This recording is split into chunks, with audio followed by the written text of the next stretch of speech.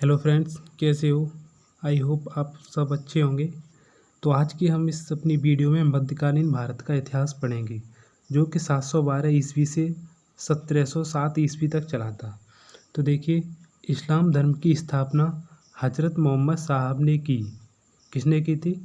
हज़रत मोहम्मद साहब ने इस्लाम धर्म की स्थापना की थी। इनके जन्म से पहले इनके पिताजी जो अब्दुल्ला जी थे, उनकी मृत्यु हुई थी इनके जन्म से पहले।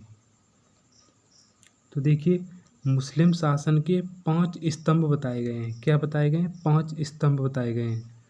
एक तो कलमा बताया गया है, कलमा, और दिन में 5 बार नमाज, और रमज़ान या रोज़ा, हज मक्का मदीना, मतलब मक्का मदीना की जो यात्रा की जाती है इसे ही हज कहा जाता है, और ज़कात 2.5%, ये एक प्रकार का टैक्स होता है जो देना पड़ता है।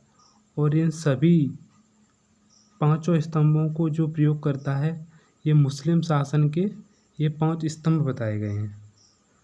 और इनको जो नहीं मानता उसे काफिर कहते हैं। क्या कहते हैं? उसे काफिर कहते हैं, जो इन पांचों स्तंभों को नहीं मानता। तो देखिए, हज़रत मोहम्मद साहब के बारे में पढ़ लेते हैं। तो देखिए, हज़रत मोहम्मद साहब का जो जन्म हुआ था वो कब हुआ था? तो वो 570 ईडी में हुआ था। कब हुआ था? 570 ईडी में मक्का में हुआ था। 6 वर्ष बाद माता अमीना की मृत्यु हो गई थी। कितने वर्ष बाद? 6 वर्ष बाद इनकी जो माता जी थी अमीना, उनकी मृत्यु हो गई थी। और फिर देखिए, 610 ईस्वी में हीरा गुफा में महाज्ञान की प्राप्ति हुई थी। किस गुफा में? हीरा गुफा में महाज्ञान की प्राप्ति हुई थी। अब देखिए, 622 ईस्वी में हज़रत मोहम्मद मक्का छोड़कर मदीना चले गए। कहाँ चले गए? मदीना। इस यात्रा को हिजारत कहा गया। क्या कहा गया? हिजारत। 622 ईस्वी से शुरू हुआ था हिजरी संवत। तो एग्जाम में क्वेश्चन पूछा जाता है कि हिजरी संवत कब शुरू हुआ था? तो वो कब शुरू हुआ था? तो वो 622 ईस्वी में शुरू हुआ था हिजरी संवत, ध्यान रखना। और हज़रत मोहम्मद साहब की जो मृत्यु हुई थी वो कब हुई थी? तो वो 632 ईस्वी में कहाँ हो गई थी? तो वो मदीना के अंदर हो गई थी। कहाँ हो गई थी? तो वो मदीना के अंदर हो गई थी उनकी मृत्यु। अब देखिए, हज़रत मोहम्मद साहब के जो उत्तराधिकारी या खलीफा बनने का जो क्रम है वो क्या है? वो अबू बकर, उमर, तीसरे नंबर पर उस्मान, फिर 4th नंबर पर अली। जो अली थे वो हज़रत मोहम्मद साहब के दामाद थे। कौन थे? दामाद थे। तो पहला खलीफा जो माना जाता है वो किसे माना जाता है? तो वो अली को माना जाता है। किसे? अली को। पहला खलीफा किसे माना जाता है? अली को। लेकिन अली को सिर्फ 15% मुसलमान ही खलीफा मानते थे, और वो खलीफा क्या कहलाए? वे शिया मुस्लिम कहलाए। तो इसका कॉन्सेप्ट समझ लीजिए, कुछ लोगों ने खलीफा अबू बकर को माना है, कुछ लोगों ने पहला खलीफा अली को माना है। तो जो 15% लोग थे उन्होंने खलीफा किसको माना है? तो उन्होंने अली को माना है। लेकिन जो 15% लोग थे वो खलीफा अली को मान रहे थे, वो शिया मुस्लिम कहलाए। क्या कहलाए? शिया मुस्लिम कहलाए। और जो 85% लोग थे उन्होंने पहला खलीफा अबू बकर को माना है, और वो सुन्नी मुस्लिम कहलाए। अब देख लीजिए, अरबों का आक्रमण। जो हमारे देश भारत पर अरबों का आक्रमण हुआ था उससे रिलेटेड क्वेश्चन एग्जाम में पूछे जाते हैं, वो देख लीजिए। तो जो मोहम्मद बिन कासिम था उसने 712 ईस्वी में भारत पर आक्रमण करने वाला प्रथम मुसलमान था। तो मोहम्मद बिन कासिम कौन था? तो ये 712 ईस्वी में भारत पर आक्रमण करने वाला प्रथम मुसलमान था। तो एग्जाम में क्वेश्चन पूछा जाता है कि भारत पर आक्रमण करने वाला प्रथम मुसलमान कौन था? तो वो मोहम्मद बिन कासिम था। उसने भारत पर आक्रमण कब किया था? तो वो 712 ईडी में किया था। कब किया था? तो वो 712 ईडी में इसने इंडिया पे अटैक किया था। इसने सिंध के हिंदू राजा दाहिर को पराजित किया और देवल बंदरगाह पर अधिकार कर लिया। जो सिंध प्रांत है ये पाकिस्तान में पड़ता है, सिंध प्रांत। देखिए, मैं आपको अभी जूम करके दिखा दे रहा हूँ। ये देखिए, ये अपना देश हो गया प्यारा भारत, ये पाकिस्तान हो गया, ये सिंध पड़ रहा है। तो ये प्रांत कौन सा है? सिंध है। तो इसी के एक सिंध राजा थे दाहिर। तो जो मोहम्मद बिन कासिम था उसने दाहिर को पराजित करके यहाँ एक पोर्ट था जिसका नाम था देवल। तो देवल बंदरगाह पर इसने अधिकार कर लिया था। तो किसने अधिकार कर लिया था? तो मोहम्मद बिन कासिम ने। आई होप ये कॉन्सेप्ट आपके सही तरीके से समझ में आ गया होगा।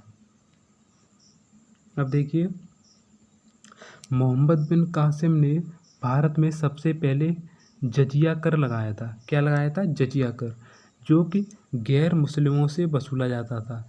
ये जो जजिया टैक्स है ये मुस्लिम लोगों से नहीं वसूला जाता था, केवल गैर मुस्लिमों से ये वसूला जाता था। तो सबसे पहले जजिया कर किसने लगाया था? तो मोहम्मद बिन कासिम ने लगाया था। और इसने स्वर्ण सिक्के चलवाए थे जिसका नाम क्या था? तो दिरहम था। खजूर की खेती ये अरब ही लेके आए थे। और ऊँट पालन की शुरुआत भी इसी ने की थी, मोहम्मद बिन कासिम ने। अरबों ने ही मानसून शब्द दिया था और घोड़े लेकर भी ये आए थे, और मानचित्रावली भी इन्होंने ही बनाई थी अरबों ने। पंचतंत्र एवं चरक संहिता, दो पुस्तकों का अरबी भाषा में अनुवाद भी अरबों ने ही किया था।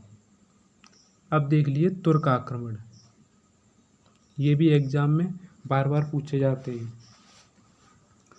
तो देखिए तुर्क आक्रमण, महमूद गजनवी जो था उसे मूर्ति भंजक कहा जाता है। क्या कहा जाता है? मूर्ति भंजक। ये गजनी वंश में, जो अफगानिस्तान में एक गजनी वंश था, उसके संस्थापक थे अलप्तगीन, और उसका एक गुलाम था सुबक्तगीन, और सुबक्तगीन का बेटा था महमूद गजनवी। तो हुआ क्या था कि जो पेशावर में जयपाल राजा थे, पेशावर में, जो पाकिस्तान में ये पेशावर पड़ता है, वहाँ एक हिंदू शाही वंश के राजा थे वो जयपाल। तो जयपाल ने क्या किया था कि युद्ध में इन्होंने सुबक्तगीन को युद्ध में हराकर मार डाला था। तो सुबक्तगीन पिताजी किसके थे? तो वो महमूद गजनवी के थे। इसीलिए इस महमूद गजनवी ने हमारे देश भारत पर 17 बार आक्रमण किया था। कितने बार? 17 बार आक्रमण, क्योंकि इसके महमूद गजनवी के पिताजी को सुबक्तगीन ने युद्ध में मारकर मार डाला था। किसने मार डाला था? तो जयपाल ने। तो देखिए, महमूद गजनवी का पहला आक्रमण 1080 ईस्वी में पेशावर के जयपाल पर था। तो जो पेशावर में जयपाल शासक था उस पर सबसे पहला अटैक किया था महमूद गजनवी ने, वो भी 1000 ईस्वी में, ध्यान रखना। अब देखिए, सन 1025 ईस्वी में 16वां आक्रमण गुजरात के सोमनाथ मंदिर पर किया।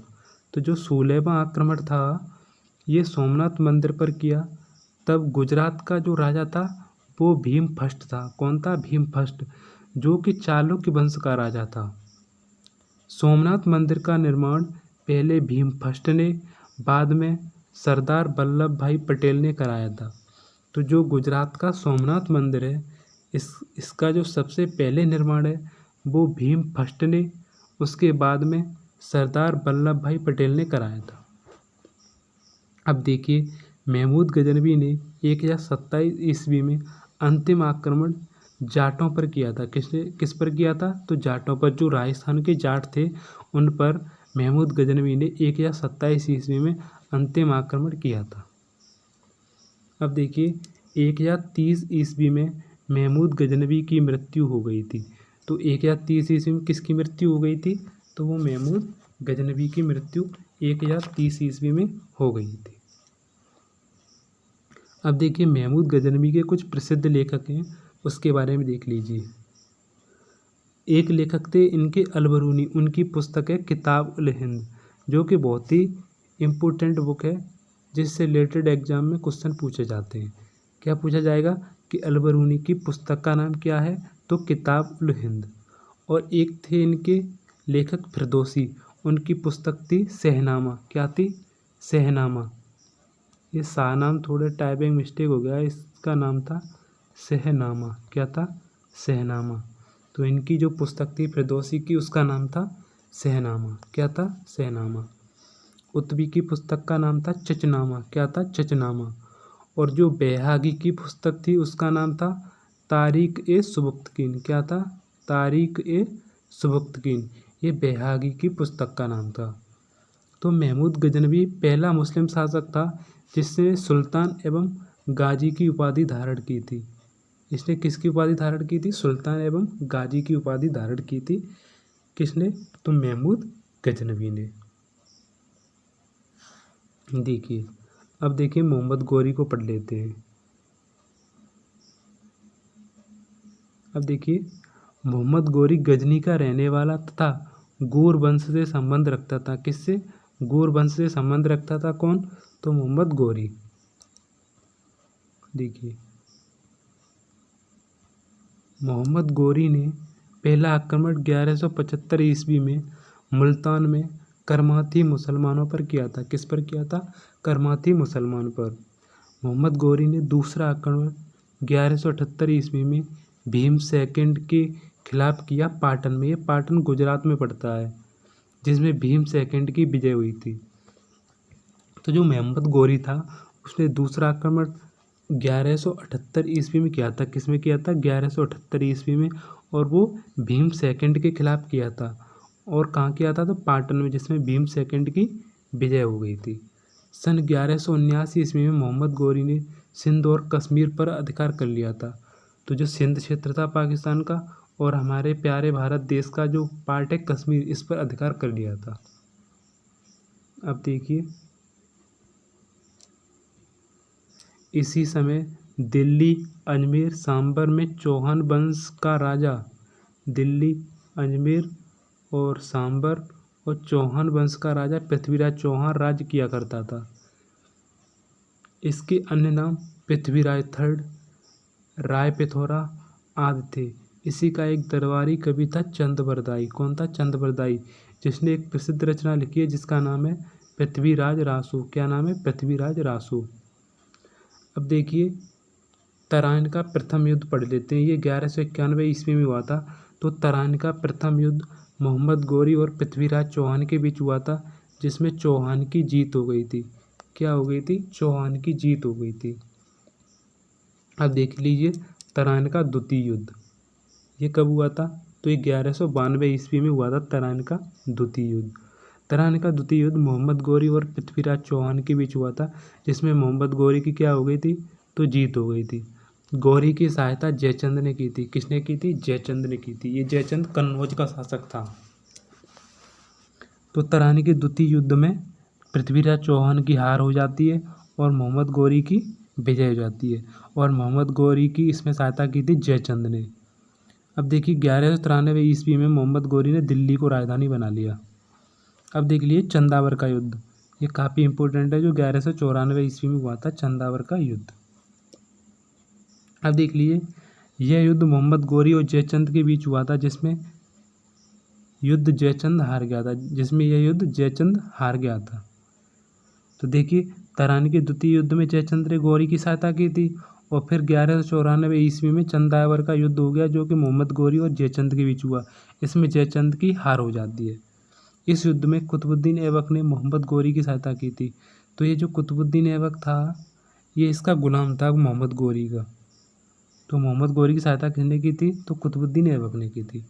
कुतुबुद्दीन ऐबक मोहम्मद गोरी का गुलाम था। मोहम्मद गोरी के 4 प्रमुख गुलाम थे। कौन कौन से? एक कुतुबुद्दीन ऐबक, जो कि एक सेनापति था, एक यलदौस, और देखिए तीसरे नंबर पे ये कुबाचा। कौन है? कुबाचा। और फोर्थ नंबर पे बख्तियार खिलजी।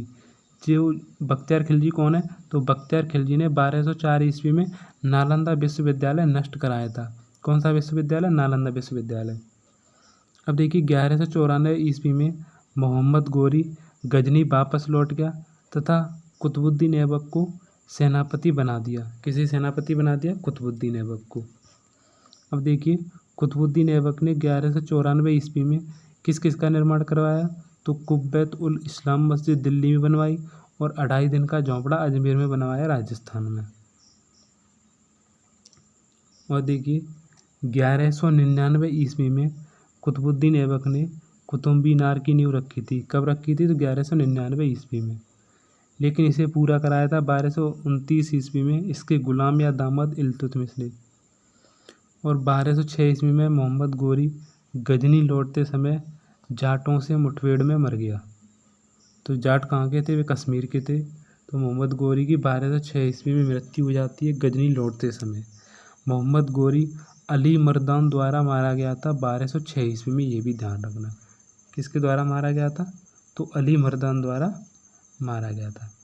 फ्रेंड्स, अगर ये वीडियो आपको हमारी अच्छी लगी हो तो हमारे चैनल नॉलेज ज्ञान 2M को सब्सक्राइब करें और बेल आइकन भी बजाएं, जिससे कि हमारी हर वीडियो का नोटिफिकेशन आपको मिलता रहे। और यदि इस वीडियो में आप कुछ सजेशन देना चाहें तो आप कमेंट बॉक्स में सजेशन दे सकते हैं, जिससे कि मैं इस वीडियो में इम्प्रूवमेंट कर सकूं। Okay, take care, bye bye.